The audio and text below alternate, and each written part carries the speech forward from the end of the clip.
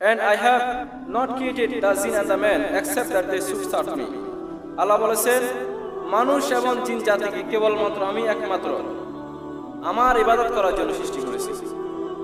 কার ইবাদত করার জন্য?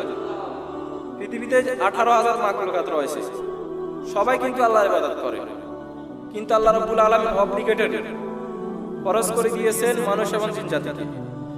এই দুই জাতি কিয়ামতের দিন হিসাব নেওয়া হবে।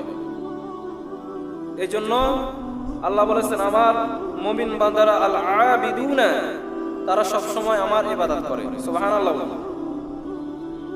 আল্লাহর ইবাদত করতে রাজি আছেন তো? আল্লাহর ইবাদত কাকে বলে?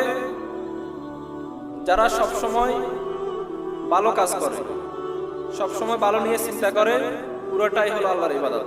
সুবহানাল্লাহ। আমরা অনেকে মনে করি শুধু নামাজ পড়া ইবাদত। হ্যাঁ, নামাজ পড়া ইবাদত, রোজা ইবাদত। আপনি সমাজের ভালো কাজ করতেছেন, ভালো কিছু করতেছেন, যা করতেছেন সবটাই ইবাদত। আপনি একজন মানুষ রোদের মধ্যে খুব ক্ষুধার্ত, তাকে আপনি পানি দিলেন, এটাও ইবাদত।